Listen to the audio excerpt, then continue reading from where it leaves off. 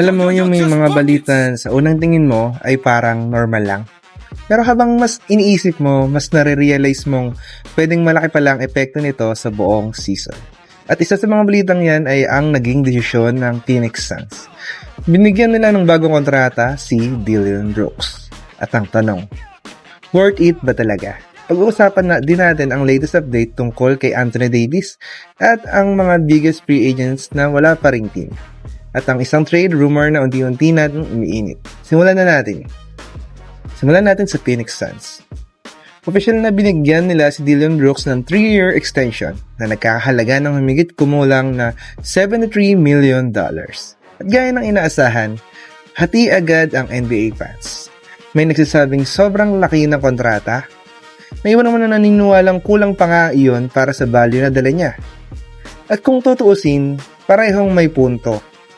Kasi kung pag-uusapan natin si Dillon Brooks, hindi scoring ang unang pumapasok sa isip natin.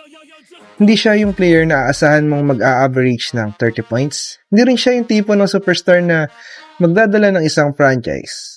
Pero alam mo kung ano ang ginagawa niya ng mahusay? Pinapahirapan niya ang buhay ng kalaban. Halos gabi-gabi, siya ang inaatasang bantayan ang pinakamagaling na scorer ng kalaban. At sa NBA ngayon, napakahirap makahanap ng player na willing gawin ang trabaho na iyon. Hindi glamorous, hindi laging makikita sa stats, pero sobrang importante. Ang talento ang binabayaran ng Suns. Binabayaran nila ang mentality ni Brooks, ang pagiging physical, pagiging competitive, at ang willingness niya na magawin ang mga bagay na ayaw gawin ng ibang players. Pero syempre, may risk pa rin yun. Kilala rin si Brooks sa pagiging emosyonal. May mga pagkakataong napapasobra ang intensity niya. May mga technical fouls, trash talk, mga desisyon na minsan mas nakakasama kaysa nakakatulong. Kaya malaking tanong ngayon, makakatulong mo talaga siya sa Phoenix Suns? O ilang buwan lang sabihin ng fans na overpaid siya? Sa tingin ko, hindi binigyan ng Suns si Brooks ng malaking kontrata para maging superstar. Binigyan nila siya ng kontrata para maging siya. At baka iyon mismo ang kailangan ng Phoenix Suns. Sunod naman tayo kay Anthony Davis.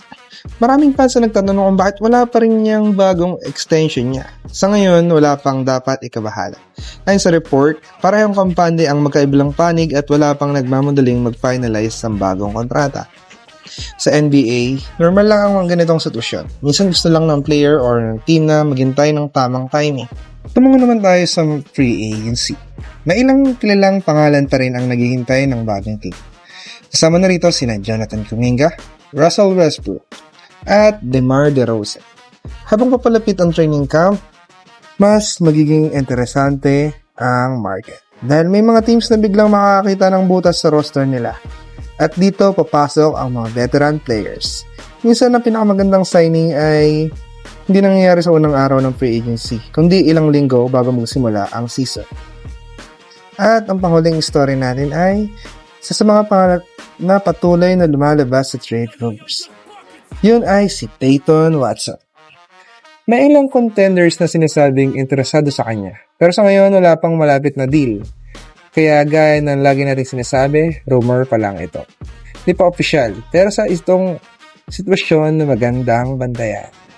Sa lahat ng balita ngayon para sa akin, pinakamalaga pa rin ang desisyon ng Phoenix Suns. Worth it nga ba ang $73 million para kay Dillon Brooks? O masyadong malaki ang risk ng Suns? Comment nyo ang opinion nyo. At kung gusto nyo ng araw-araw na NBA news, trade rumors at basketball stories, subscribe naman kayo sa Just Buckets.